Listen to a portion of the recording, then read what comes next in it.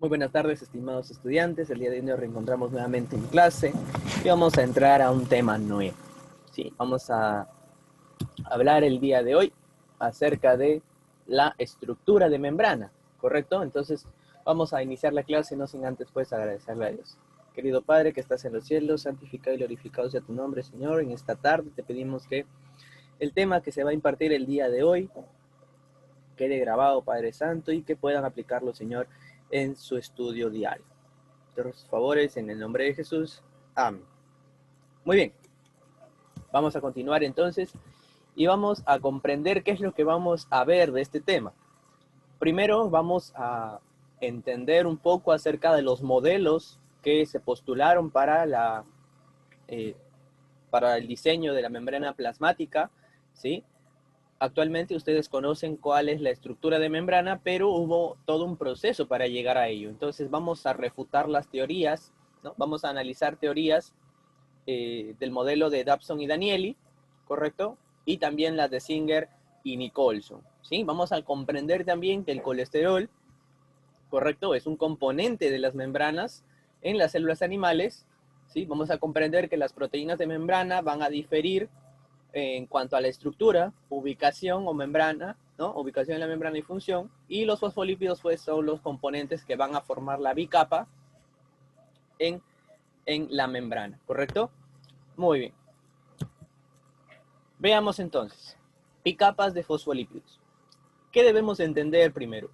Debemos entender que los fosfolípidos forman bicapas en el agua debido a las propiedades anfipáticas de las moléculas de los fosfolípidos, ¿sí? Pero para entender esto, para entender cómo es que los fosfolípidos van a formar bicapas por propiedades anfipáticas, debemos entender primero qué son sustancias hidrófilas y qué son sustancias hidrofóbicas, ¿ya? Las sustancias hidrófilas son sustancias que son atraídas por el agua y tienden a disolverse en ella, ¿ya? Claro ejemplo tenemos, por ejemplo, la sal, el azúcar, ¿sí? Son sustancias hidrófilas. ¿Por qué? Porque al mezclarse con agua, ¿sí? Van a poder disolverse debido a que estas moléculas, ¿sí? Van a disociarse y formar iones. Estos iones tienen una carga, lo que conocemos como carga eléctrica, ya sea parcial o neta, y por lo tanto forman polos, al igual que el agua. El agua es una molécula polar y al mezclarse con otra sustancia polar, pues se van a poder disolver, ¿sí?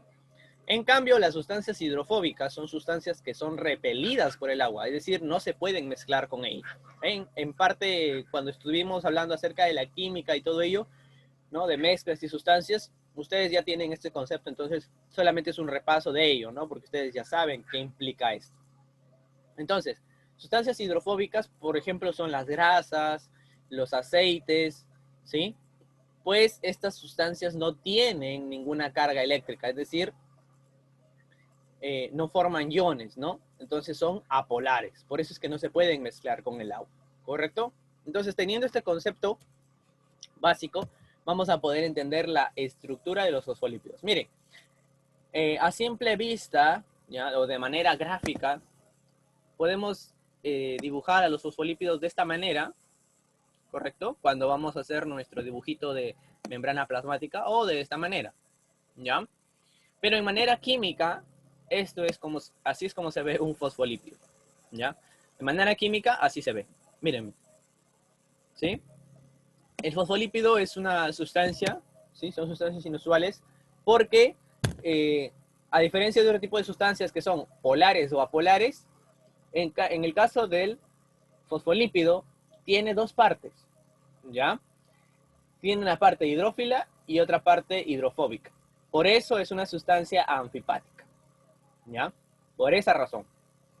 Miren, la cabeza, ¿ya? La cabeza, esta parte de acá, solo esto de acá, ¿ya? La cabeza, nuevamente lo voy a resaltar con otro color para que puedan comprender, ¿ya? Miren, la cabecita está aquí, toda esta parte de aquí, ¿ya? Toda esta parte de acá. Esa cabecita de fosfato, ¿ya? Es una sustancia hidrófila. Profesor, ¿por qué es una sustancia hidrófila? Porque esta parte presenta una carga, ¿ya? Presenta una carga negativa, ¿ya? Entonces, al tener una carga, ¿lo convierte en qué?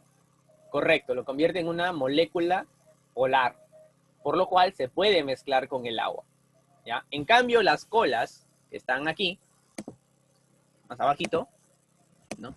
Las colas, estas colas son hidrófobas, ¿ya? Porque estas cadenas hidrocarbonadas no presentan carga, ¿ya? No presentan carga. Entonces, al no presentar carga, no se pueden mezclar con el agua. Por esa razón es que la cabecita siempre va a estar, ¿quién? Siempre va a estar arriba, dando la cara con las moléculas de agua que estén por acá circundando, ¿sí? Y los palitos, por así decirlo, ¿no? Sus bracitos van a estar escondidos, ¿ya? Van a estar escondidos, sin tocar el agua, pues, porque le tienen miedo, pues, ¿no? Le tienen miedo, entonces no se pueden mezclar, ¿correcto? Bien. Aquí podemos ver las estructuras, ¿no? El medio celeste, ¿no? Lo que vean de celeste es agua, ¿ya? Es agua.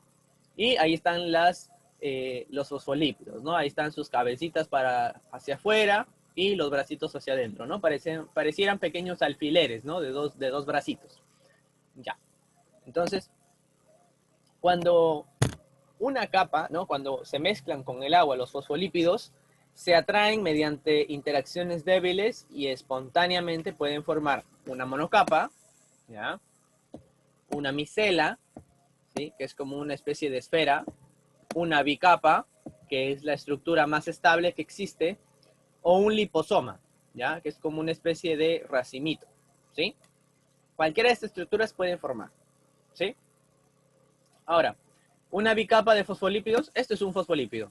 Si están en manera lineal, forman una capa. Pero en la membrana plasmática de todas las células hay una bicapa, ¿sí? O sea, dos capas de fosfolípidos, ¿ya? Dos capas.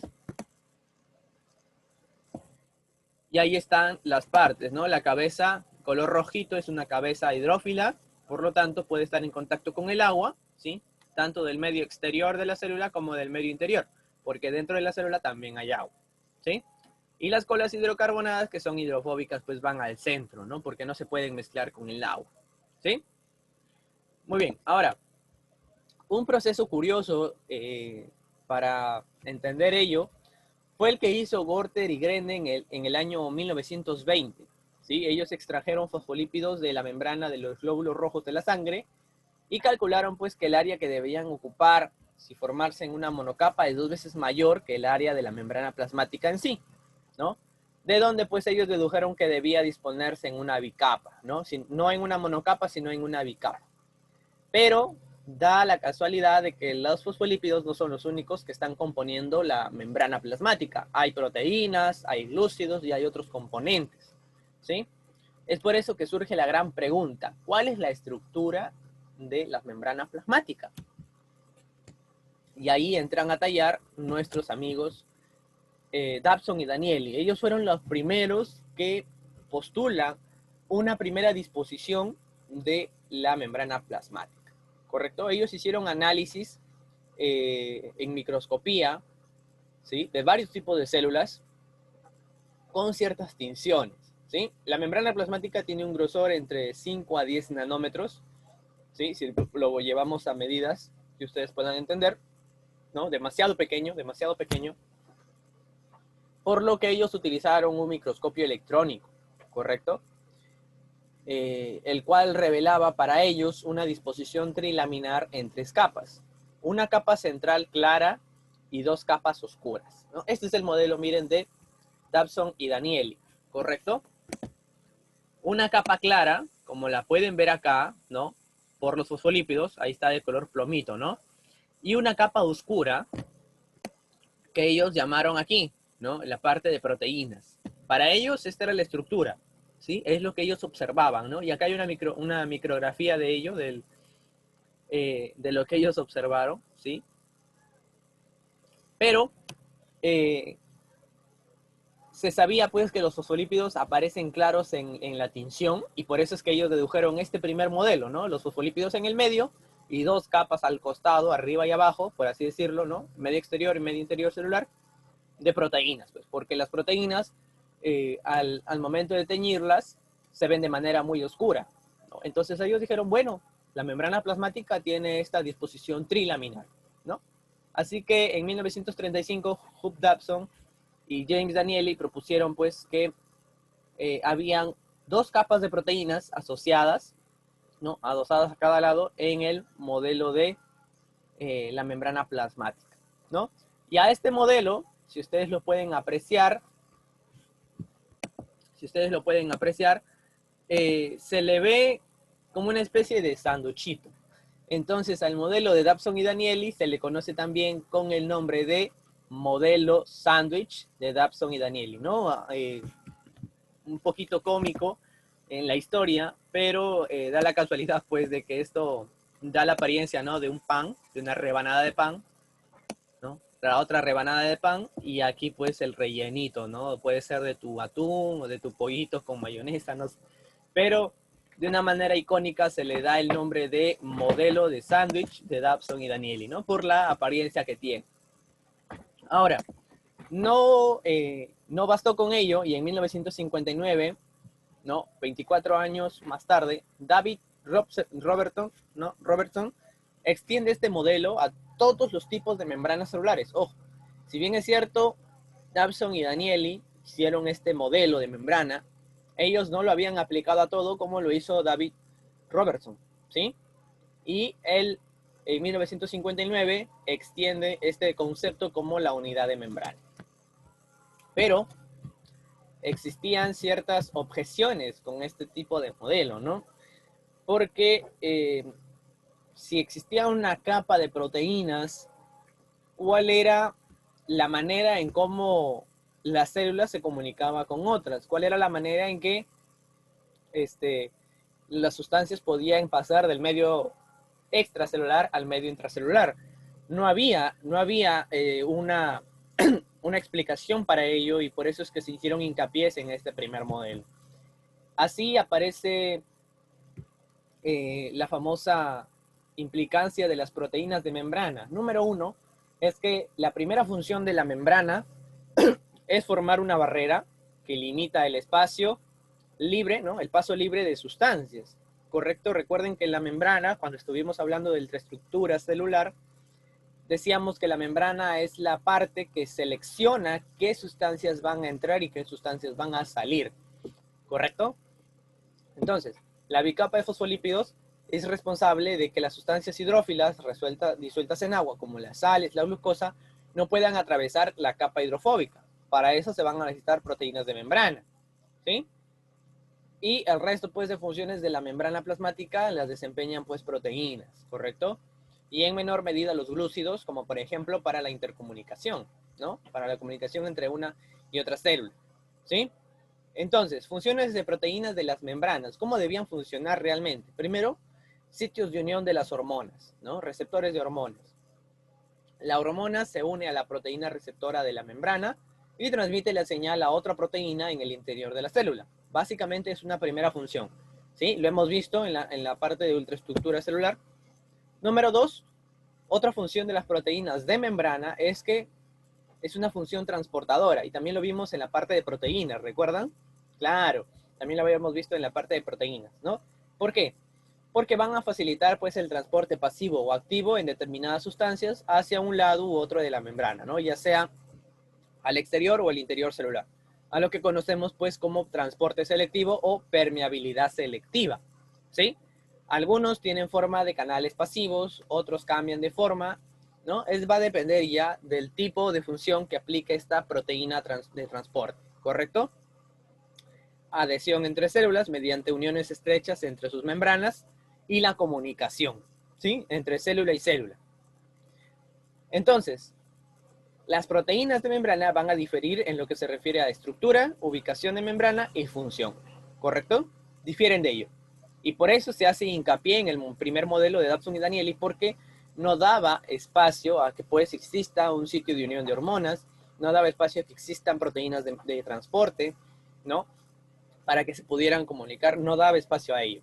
Entonces, había algo de carencia en ese modelo, ¿sí? Así que se tenía que dar la parte de explicar qué tipo de proteínas o cómo estaban dispuestas las proteínas en la membrana plasmática, ¿sí? Por ejemplo, tenemos las proteínas integrales, que con muchos estudios después se llegó a entender esto, y las proteínas periféricas, ¿no? Las proteínas integrales, valga la redundancia, están integrando toda la membrana, y las proteínas periféricas pues están solamente en la superficie, ¿no? Entonces vamos a entender que esta parte de las proteínas jugó un papel muy importante en el momento del desarrollo del modelo de la membrana plasmática de las células, ¿correcto? Ahora, las proteínas integrales, al igual que la bicapa de fosfolípidos, tienen dos regiones.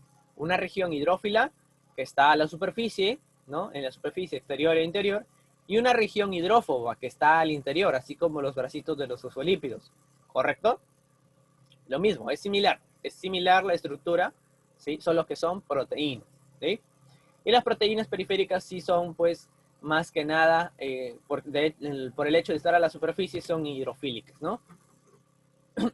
Ahora, esta orientación de las proteínas es fundamental para que lleven a cabo su función de forma correcta, ¿sí? Si están en el medio exterior, ¿no? Si están dando la cara al exterior celular, quiere decir que se van a encargar, pues, de comunicarse con otras células, ser receptores de hormonas, y si van a estar en el interior celular, va a pasar algo similar, ¿no? Van a entender que en los procesos internos, como por ejemplo, las proteínas que van a ser excretadas al exterior, van a pasar por supervisión de estas proteínas y van a ser exportadas de manera correcta, ¿sí?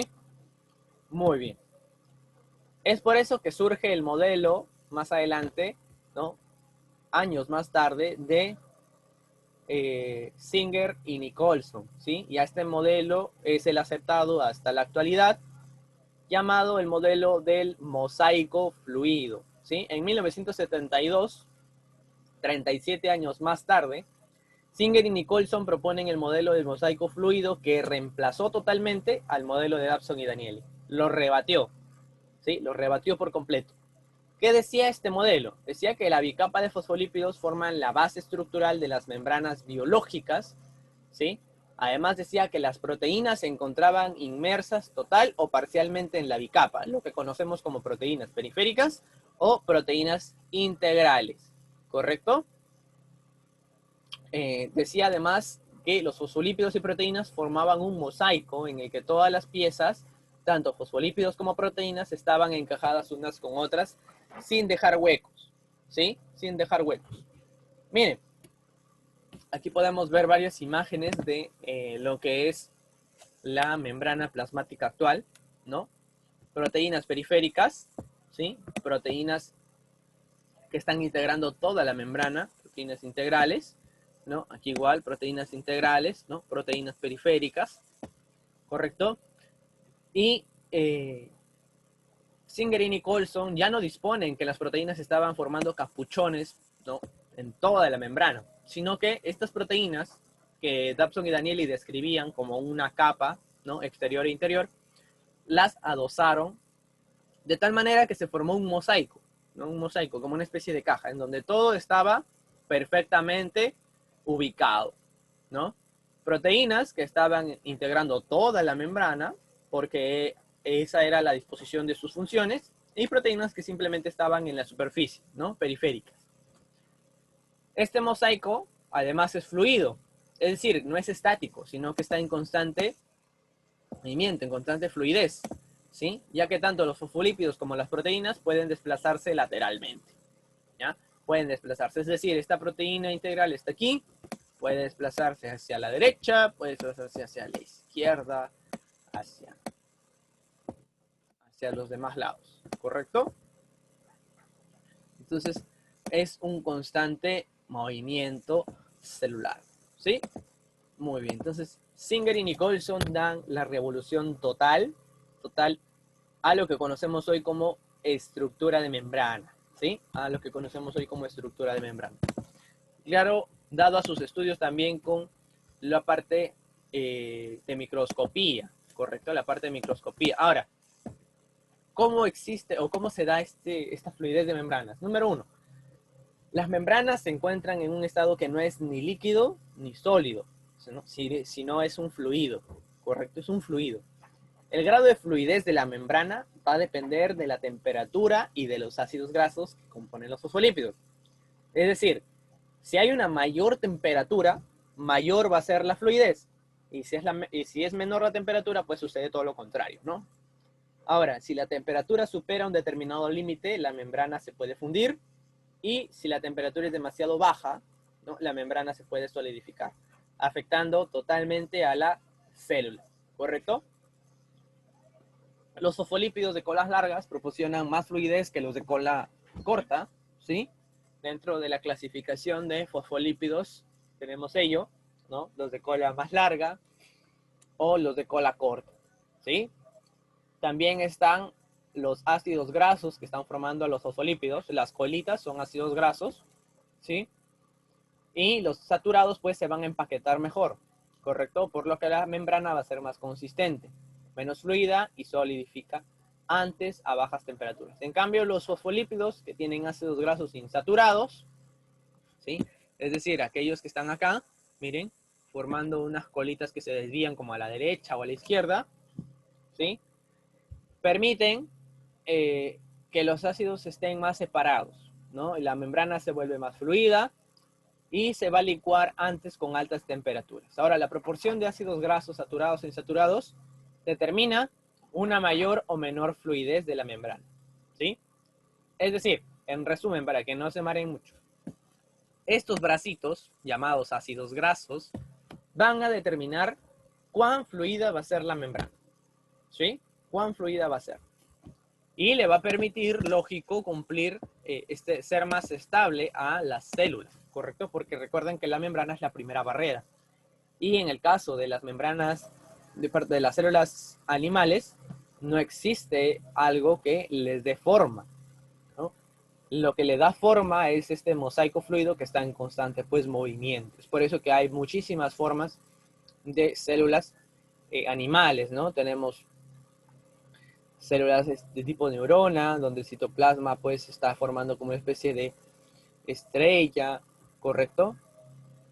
Tenemos células cóncavas, ¿no? Células ovoides como los óvulos, ¿correcto? Entonces, debido a ello es justamente esta funcionalidad, ¿no? La funcionalidad de la membrana va a depender de que tenga un grado de fluidez muy preciso, sobre todo, como les digo, en células animales, ¿no? Porque en células vegetales, pues hay otros componentes que le van a dar esa característica de fluidez a la célula, ¿correcto? Ahora, el colesterol, ¿sí? El colesterol, aquello que quizás se piense mucho que es malo, en realidad el colesterol existen dos tipos, ¿no? El colesterol bueno y el colesterol malo. Ahora, cierto tipo de colesterol es un componente de las membranas en las células animales. Ojo, el colesterol no es solamente lo que conocemos como grasa buena o grasa mala, no. El colesterol es un componente de las membranas de las células animales. Y este componente, correcto, llamado colesterol, es un lípido, ¿sí? Que no es grasa ni aceite, sino es un esteroide. Ya, es un esteroide, sino que coloquialmente pues se le conoce con el nombre de grasa, ¿no? Pero en realidad el colesterol es un esteroide, ¿ya? Y también tiene este extremo, ¿no? Al igual que los fosfolípidos, un extremo hidrofílico y un extremo hidrofóbico, ¿ya? Y esto le permite adherirse a las colas hidrófobas de los fosfolípidos, ¿sí? Ahí está, va a estar ahí metido, ¿no? Y la cantidad varía dependiendo pues de las células animales, ¿no? Dependiendo de qué tipo de célula animal sea, va a tener mayor o menor cantidad o concentración de colesterol, ¿sí? Y el colesterol va a estar distribuido de manera heterogénea, ¿correcto? Y se forma pues para darle mayor fluidez a la membrana plasmática, ¿sí? La fluidez de la membrana también va a depender mucho de la cantidad de colesterol que tenga, ¿correcto? Vamos a ver qué hace el colesterol para darle fluidez a la membrana. ¿Por qué? ¿No? El colesterol en las membranas de los mamíferos reduce o aumenta la fluidez de la membrana y su permeabilidad de algunos solutos. ¿correcto? En el caso de células de células humanas, a la temperatura del cuerpo sobre 37 grados, que es lo normal, ¿no? Y con una elevada proporción de ácidos grasos saturados, las membranas estarían a estado líquido, ¿ya? Pero el colesterol impide ello, ¿correcto? En las células animales el colesterol va a proporcionar cierta estabilidad y un adecuado grado de fluidez en un mayor rango de temperaturas, ¿ya? Por eso es que la membrana no es líquida a temperatura de 37 grados, ¿sí? Disminuye por lo general la fluidez de las membranas al colocarse entre las colas móviles de los fosfolípidos, interrumpiendo su movimiento lateral, por lo general, ¿ya? Pero esto va a depender de la proporción de colesterol que haya en la membrana, ¿sí? Si hay más, lógico, la fluidez se reduce. Si hay menos, lo contrario, ¿no? Va a evitar que la membrana se solidifique ante bajas temperaturas. Miren, impide que la membrana se vuelva líquida a altas temperaturas e impide o evita que la membrana se solidifique, o sea, se vuelva sólido a bajas temperaturas. Imagínense este funcionamiento de la membrana del colesterol en la membrana plasmática, ¿no? Es por eso que podemos, y varios seres vivos, ¿no? Pueden sobrevivir en condiciones muy, muy bajas, ¿no? ¿Por qué? Porque hay colesterol en las membranas de estos seres, ¿no? En las membranas de sus células, y impide pues que las células se solidifiquen y por lo tanto el animal muera, ¿no? Porque imagínense, se solidifica la célula, no hay ninguna síntesis de proteínas, no hay ninguna reacción, el animal tiende a fallecer, ¿correcto? Ahora, eso es con respecto a las células animales, ¿no? Y lo último es que facilita a la membrana, ¿no? Que la membrana se curve y adopte formas cóncavas, lo cual facilita la formación de vesículas durante la endocitosis, ¿correcto? Ahora, en el caso de células de plantas, bacterias y animales que hibernan en invierno, por ejemplo, cambian la composición de los fosfolípidos, incrementando la proporción de ácidos grasos insaturados cuando las temperaturas bajan. ¿Cómo así, profesor? A ver, no me quedó muy claro. El colesterol, ¿ya? De las células va a permitir que los ácidos grasos insaturados, ¿sí? Se incrementen para permitirle pues al animal, como ya les había dicho, resistir estas bajas temperaturas, ¿correcto? Estas bajas temperaturas. Y lógico, estos ácidos grasos pues van a permitir que la célula en este estado de hibernación, por ejemplo, de los osos, ¿no? Va a permitir que las células lleven a cabo su función de manera más adecuada, ¿no? Durante este proceso de este animal, ¿no? Igual en plantas o en bacterias, ¿correcto? Muy bien, estimados estudiantes, entonces hemos culminado la clase el día de hoy, esperando pues que hayamos podido entender un poco más acerca de cómo funciona la estructura de membrana de las células y que este modelo no fue así años atrás, ¿no? Recordemos que están, pues, el primer modelo de Dabson y Danieli que dieron un primer paso para dar el modelo final de la membrana plasmática, ¿correcto? Bien, estimados estudiantes, nos vemos en la siguiente clase, cuídense mucho y Dios los bendiga.